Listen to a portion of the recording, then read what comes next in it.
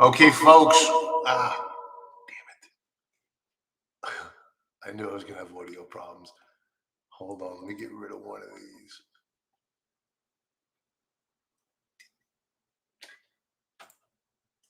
How's that? No, that's still no good. Son of a gun. What did you do here? Folks, it's been several days.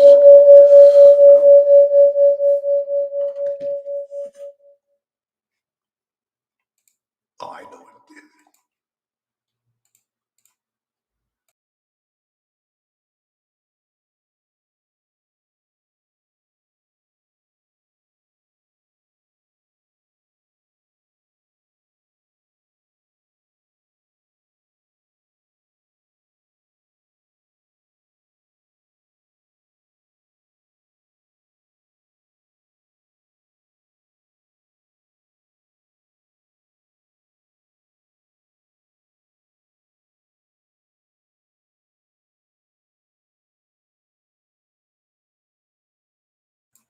There we go. I think we're good. Could somebody just let me know if you could hear, see Sam? Hello. Ciao to you, my friend. Sam's over in Italy. Pete, hello. Let's check this. You can hear now, Sam? Everybody's good? Hey, Larry. All right. Good. Aces. All right. I'm home.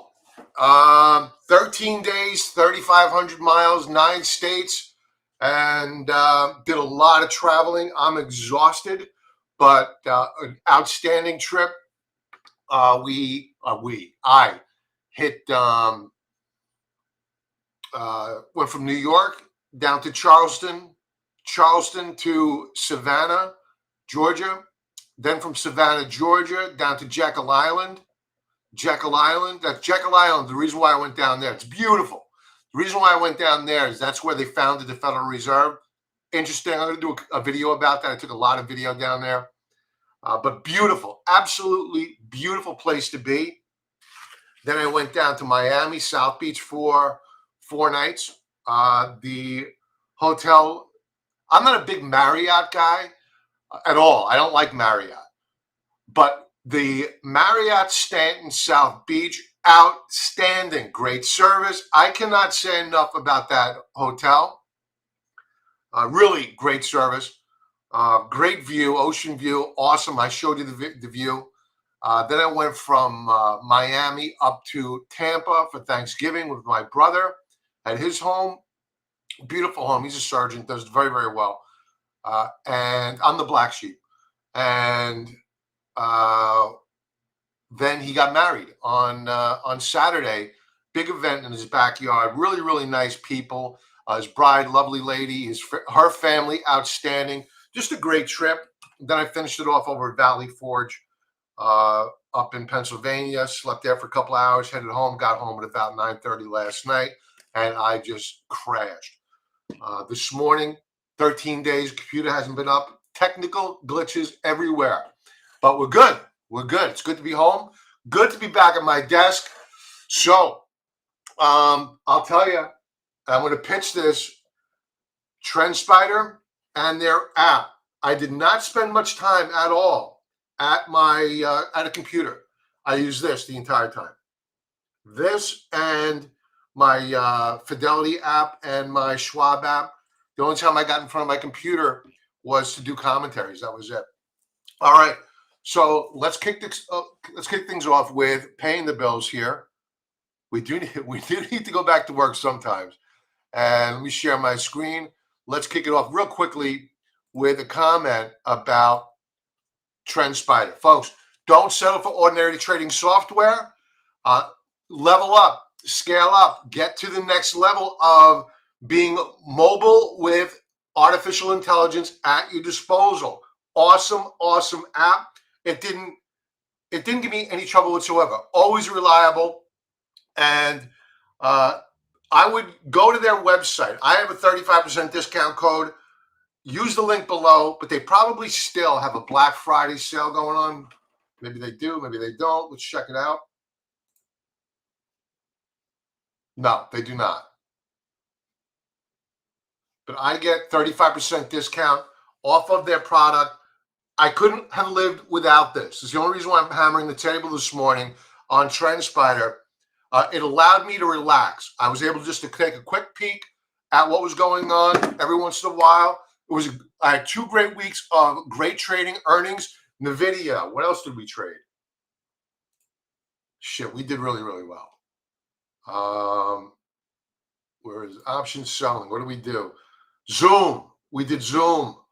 What else? AMAT. We did. Microsoft. We booked profits on that Microsoft short. I caught a lot of flack for that. I'm going to short Microsoft again. So it was a very, very good week of trading this market.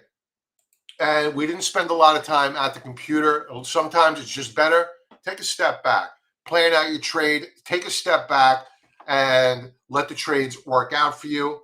With the earnings trades, we did a lot of strategizing about earnings, where we wanted to place our strike prices. We traded a lot of strangles. For those not familiar with what a strangle is, I'm going to be working today on a video describing, using our current trades and our recent trades, what a strangle is. So that way I don't have to go into an explanation all the time and bore the tears out of a lot of people.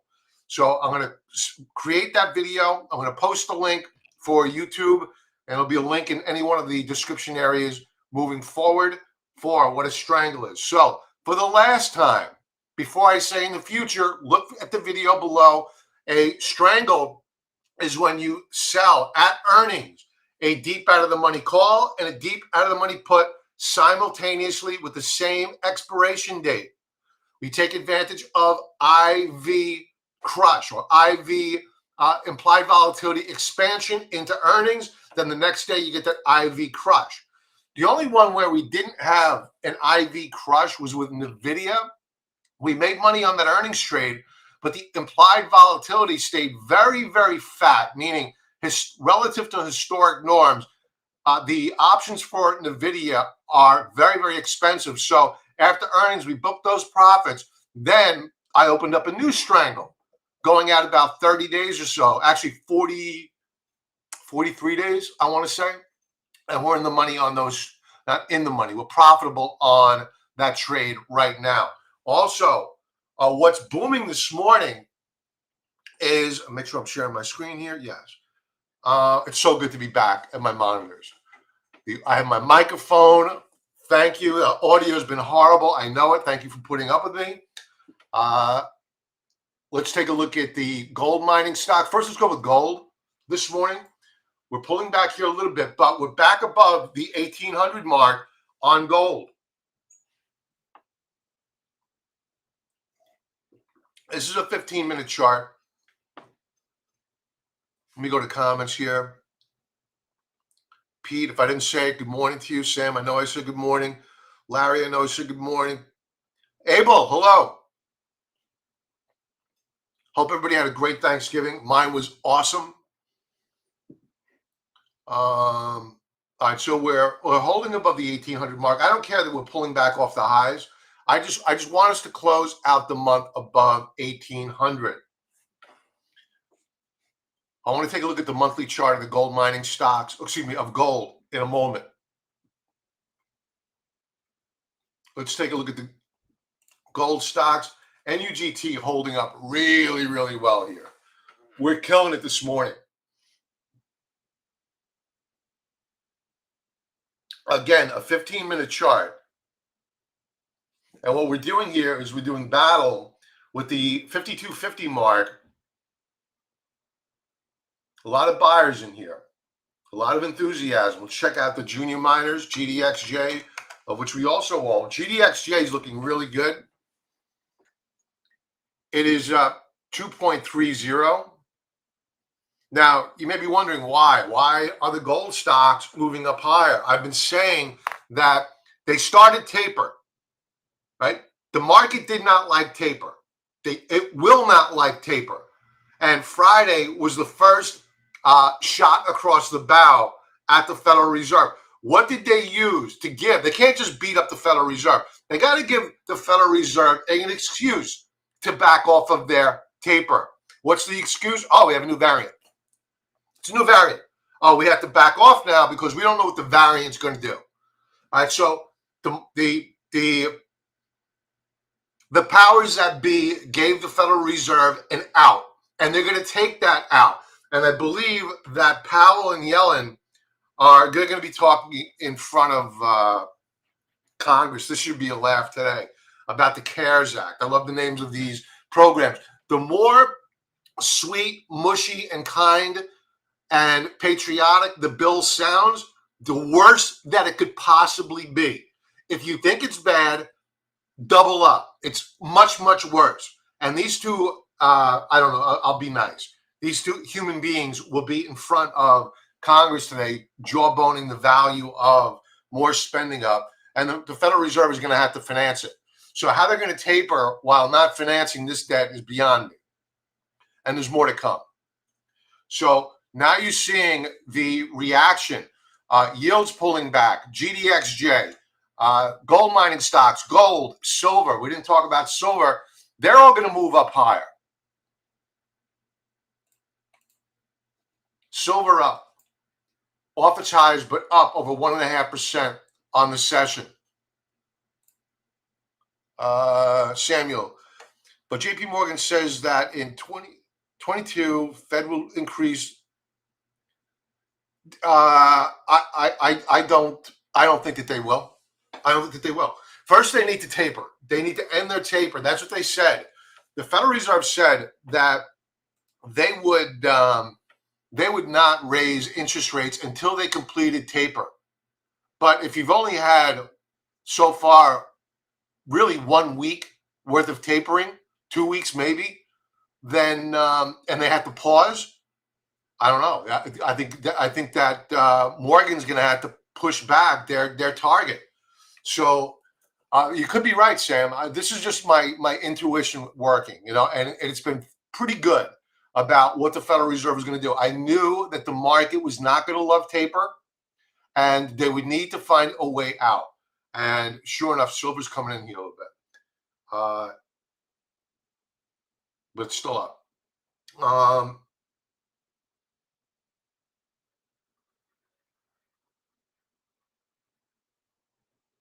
So long story short, I think that they're gonna kick the can down the road yet again.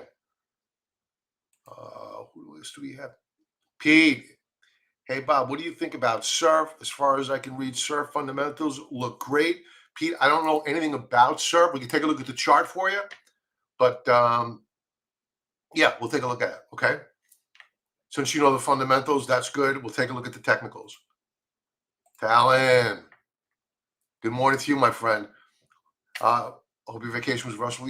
Dude, it was awesome. I mean, I didn't know how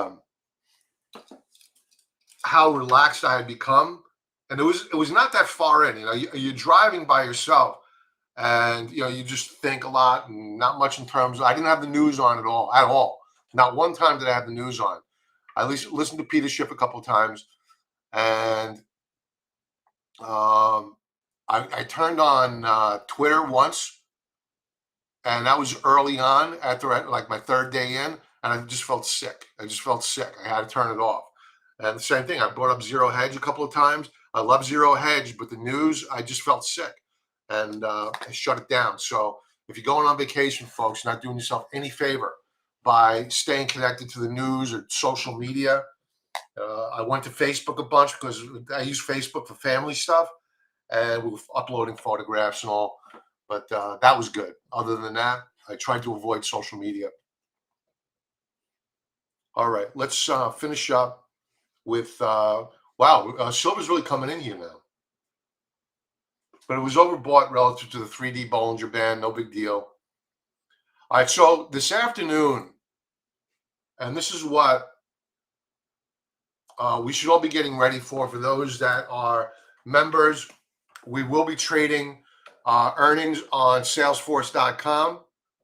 We will be using a strangle. I worked out the strategy on It's in my briefcase upstairs. My strikes on CRM. The market maker anticipated move was at about $17. Let's go check that out. Let's see if that's changed at all.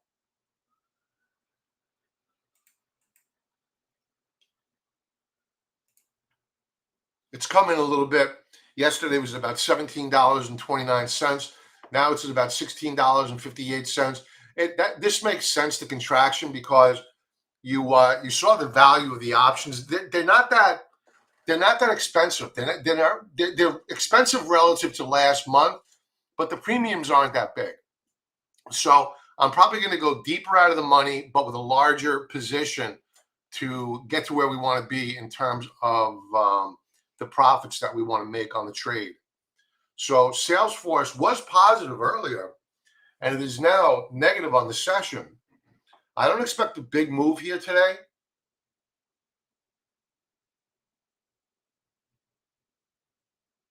But given the market volatility, I expect that using our strangle strategy, using options, that we are going to go far out of the money on Salesforce to avoid having our call side or our put side challenged. And we don't really want that.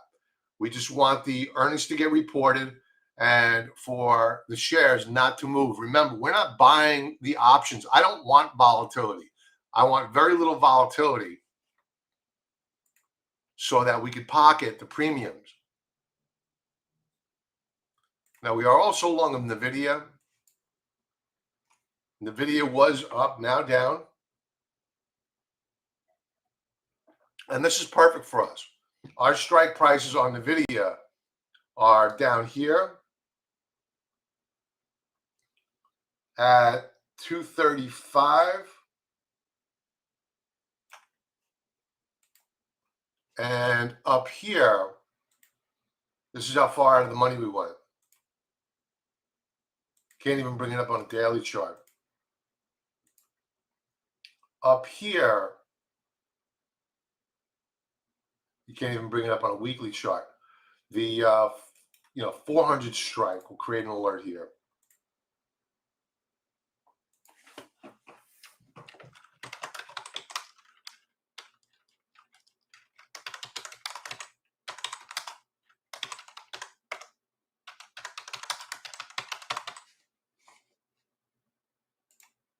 Okay.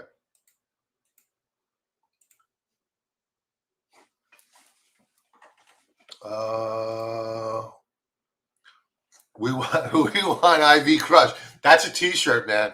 We want IV Crush. Yeah, no doubt about it. Hey, Tommy. Hey, Bob. Long time not see. Yeah, I took some time off. 13 days on the road. I did some videos. I didn't do any live streams. I did some for members. I didn't do an early on. I didn't do Sunday night or Thursday night. I just wanted to veg out a little bit, but we will be resuming our normal schedule this week. So definitely Thursday night, we will be going live, 6 p.m. Eastern Standard Time. The problem, Bob, is the inflation. You think America, EU can keep this inflation and still keep on working?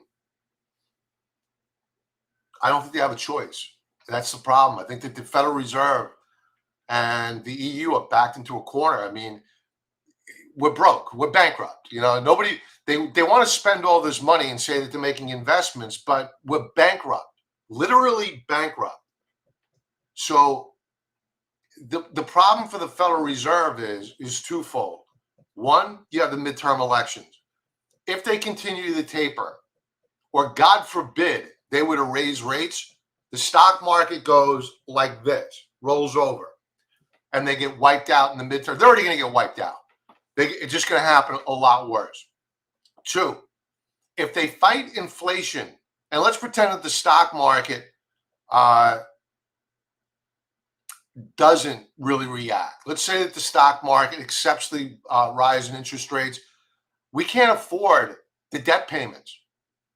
If we were to normalize rates, let's say 5% on the 10-year, if we were to normalize rates, the the amount of interest only that we would pay on our current debt would be the equivalent of our defense spending. Think about it. That's $800 billion a year leaving the country. We are bankrupt. So it's not a matter of a choice of the Federal Reserve being able to fight inflation. They can't fight inflation. They need to inflate the debt away because we're never going to be able to pay it off. Now, if they didn't spend any money, meaning if they didn't print any new debt, well, sure, in several years, the debt would be inflated away. We did it after World War II. It took 20 years, but we inflated away that debt. So if they continue to spend, then what's the sense of inflating away the current debt when you're replacing it with new debt? See, that's what they don't get yet. It's not going to end well. I don't know how else to put it. It's just not going to end well. They are boxed into a corner. So this talk of taper is ridiculous. It's not going to happen for any length of time. Not if they don't want the stock market to crash. Not if they want the Democrats not to get wiped out in the midterms. Here in the EU, they say 6% inflation. It's probably higher. We know in the United States, if you look at import export prices, forget about CPI. You go by import export prices, you're in double digits. Remember that the way they calculate the CPI is nowhere near what it used to be back in the 1970s. It's a different calculation. They use hedonic adjustments. They use, they don't calculate in rent prices. They adjust rent inflation with owner's equivalent rent. Meaning, if you owned a home, would they be saving money? Oh, they would be saving money. Okay, let's replace what the rent increase is with what the cost of ownership of a home would be. It's fuzzy math. It's craziness. So our inflation is much higher here in the United States. I can't speak for the EU. Maybe they're somewhat intellectually honest, but here in the United States, we're nowhere near on the CPI and even on the PCE. That's the Fed's benchmark for inflation. Nowhere near where we were back in the 1970s with honest measurements. And they were probably rigging the numbers back then too. Tommy, debt limit will be coming in December. Yeah, they're going to lift it. We have a uniparty. They're going to put on a show. The Republicans are going to put on a show. I don't like Kevin McCarthy. I don't like Mitch McConnell. These guys need to go. They have to go. They got to be voted out. They got to be primaried out. They are not warriors. They have horrible energy. They will not be able to fight the Marxists in this country. They need to go. Sam, I'm kind of scared of this, Bob. I think I am too. I am as well. I'm not scared for me per se. I'm scared for my kids.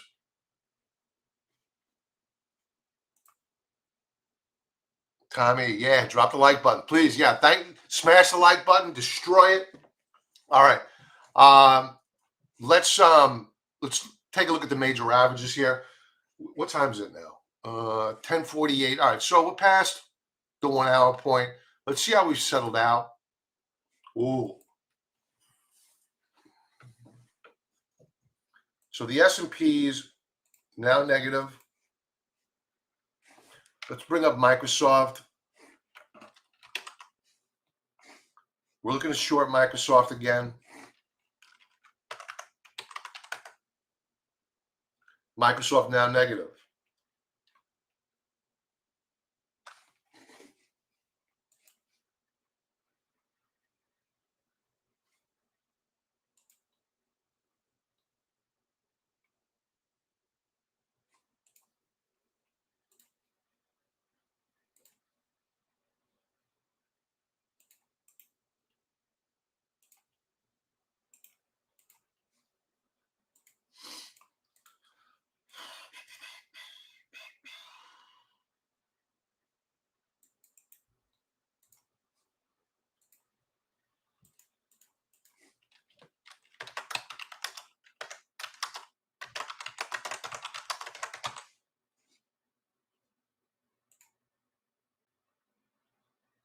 Okay,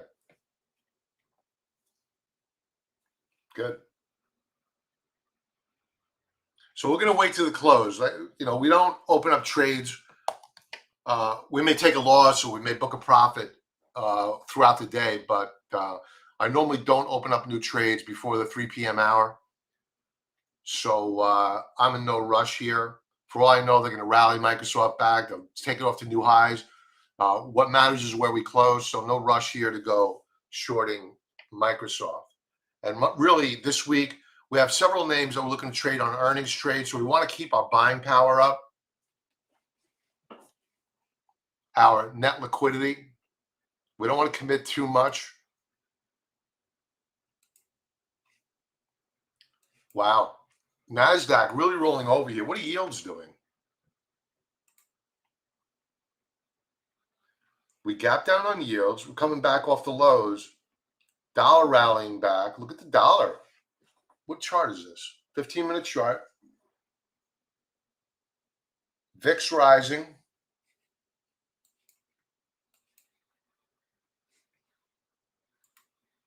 PayPal we booked profits on last week too. Actually, not last week, the week before. Week before.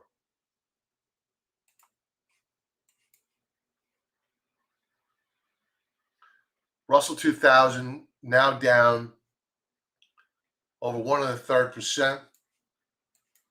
With the VIX on the rise, dollar on the rise, this is going to hurt manufacturing, the dollar strength, but we're still down on the session. Yields still low. I mean, they got walloped today. Let's see how gold is responding. It weakened up earlier. Let's see whether or not we're seeing a bid there. We gave up the 1800 mark. That sucks.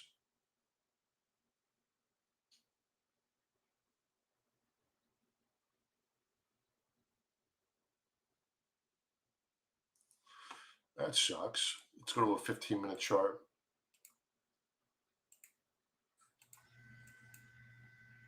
Got a lot of damage here.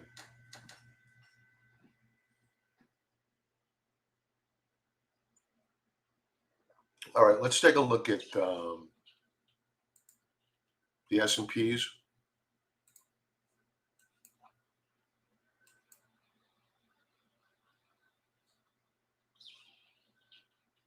Now down over 0.75%. This is what's hurting gold and the miners right now. They rally back on the dollar. Let's see if that's going to have legs.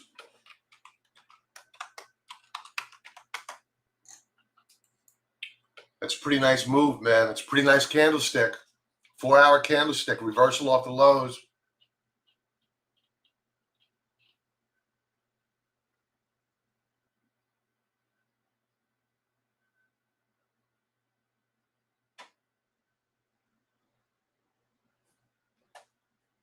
So this is going to hurt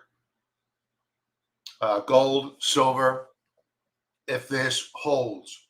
Let's create an alert here. Let's see whether or not we get a higher high on the dollar.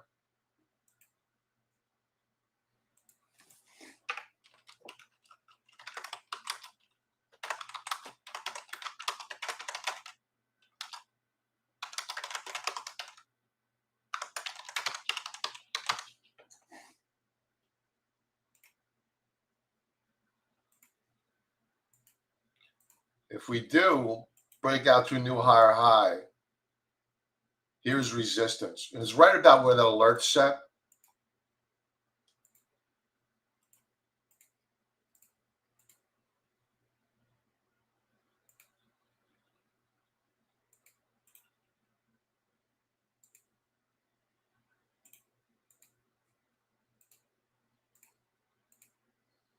Here's your downtrend channel on the dollar. The reason why I'm spending so much time on the dollar, folks, is because we have pretty sizable positions in silver, not so much silver, but more in the gold mining stocks. So we pay attention to the dollar because they usually trade inversely of one another. So if the dollar is bouncing back at current, now it's positive. That's a big, big move.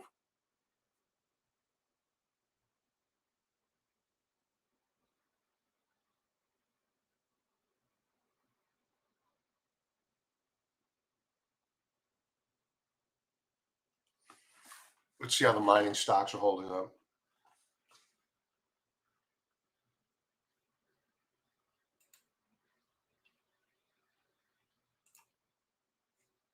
The juniors are now negative. Wow, that sucks.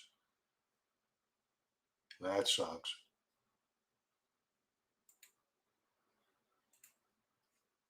Seniors are still positive, but not great price action.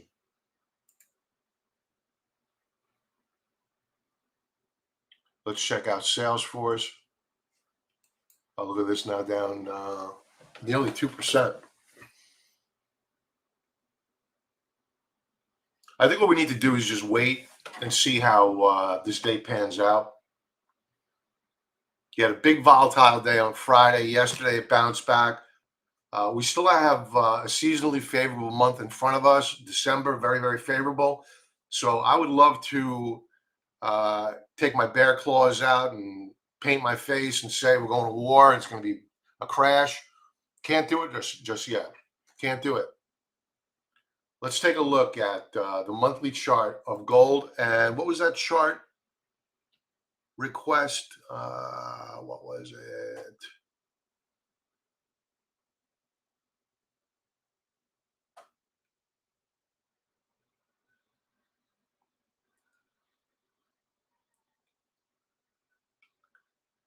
I'm not sure who it was. Maybe it was Pete. Whoever asked for a chart request, I'll do them all. I'm back and rested. We'll spend some time going over what you want, sir. Thank you, Pete. You the man. Thank you. Okay.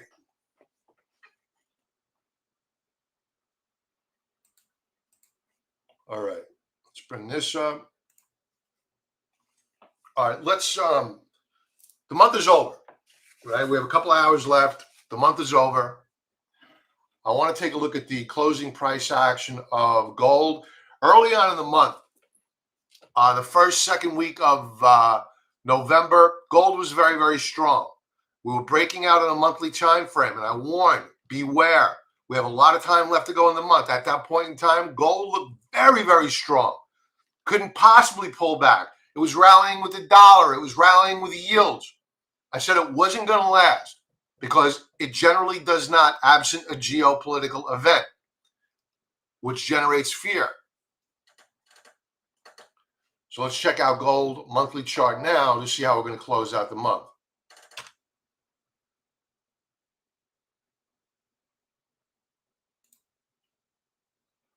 And there's that failure. We failed to break out. The Stokes look very, very good. They're gonna close good. I can live with that. They're flattening out. They're no longer going down. Now they just need to hook up. Beautiful cup handle. I mean, what would set December off on the right note is if we see a close on gold spot price above 1,800, a close above 1,810. Wow, that would be beautiful. But that may be too much to ask for. 1,810.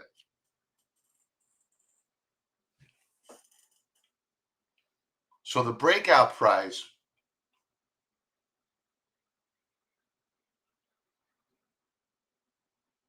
If we close above 1,800, we'll have a monthly breakout. Where are we at now? 1,785. Oh no, this is a daily chart. Your monthly chart. Where's spot gold?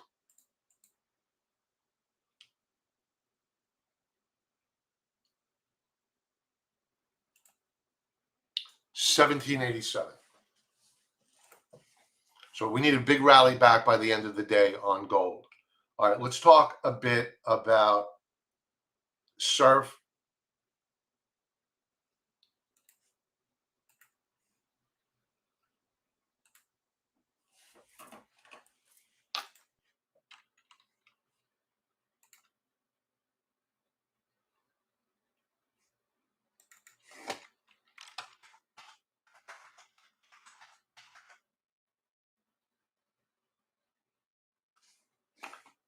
All right, Surface Oncology. Let's get a feel for where we've been. Monthly chart first. It's not going to be a good month.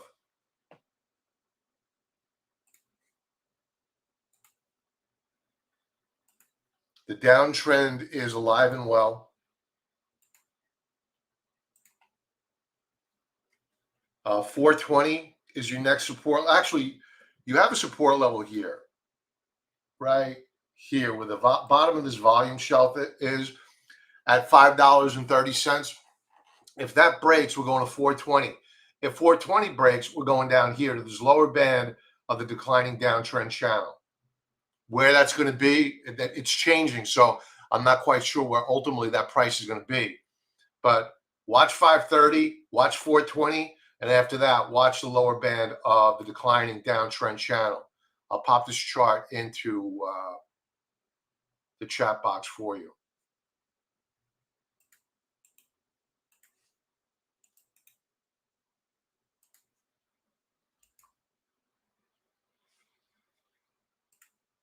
You bet, Pete. Let's go down. Let's see if there's a silver lining here. A weekly chart looks like a dead cat bounce off of that support level. And purely just a dead cat bounce. We're off the highs of the week.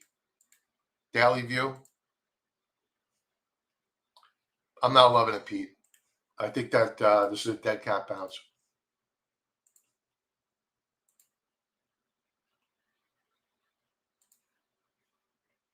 Very typical. Textbook dead cat bounce. You bet. All right. Tommy, gold pump 1808, then dumping so fast now to 1785. Yeah, I think it's all about the dollar. I mean, they gapped the dollar lower.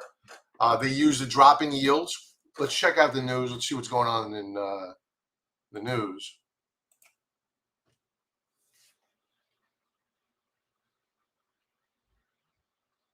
Oh my God. Twitter's doomed. New Twitter CEO's first decision, ban mean memes. Twitter's doomed. Let's check out Twitter stock. Wow, look at this. Really getting hit now.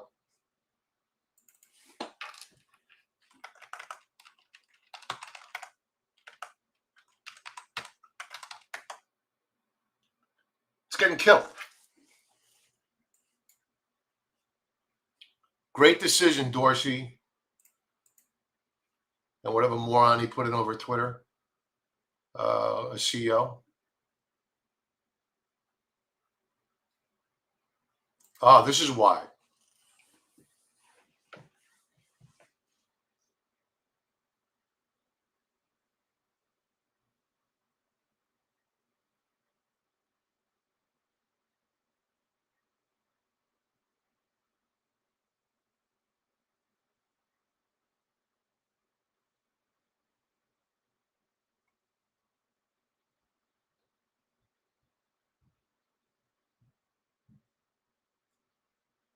This is why. So while we went live here, it appears as though Powell stunk up the room with a big fart. I don't believe it's going to happen, but the market sure does.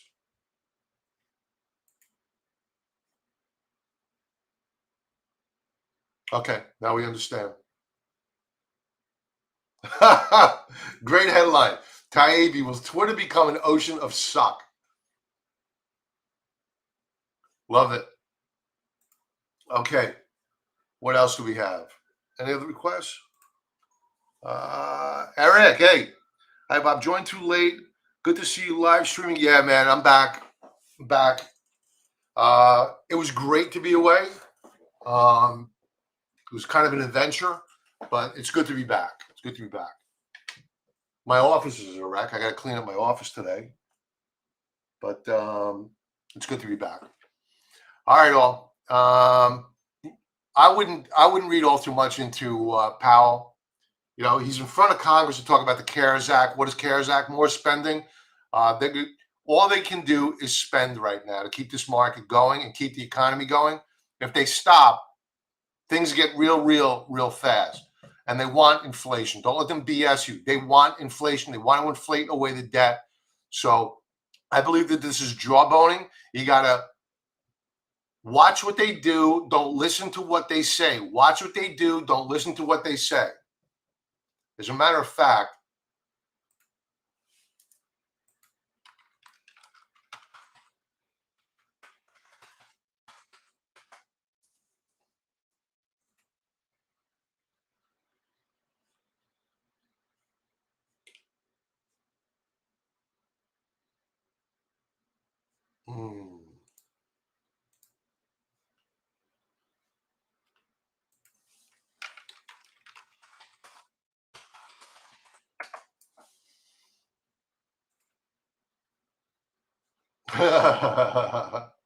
awesome.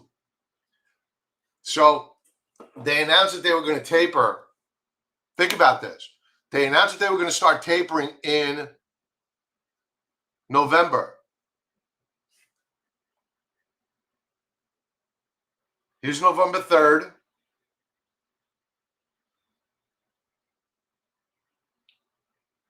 So they've been buying $120 billion worth of debt per month. The last read was October the 27th, $8,556 billion. Does this look like taper? It looks like they increased bond buying. October 27th, the last read, this is the last report for October, $8,556 billion. As of Wednesday the 24th, now it's at $8,681 billion. They were doing $120 billion a month. That's more than $120 billion a month. So don't listen to what they say. Watch what they do. So, folks, everybody have a profitable trading day, and I will talk to you soon. And, of course, we'll be back on Thursday Night Futures Live. Smash the like button, subscribe, and I'll talk to you soon. Be well.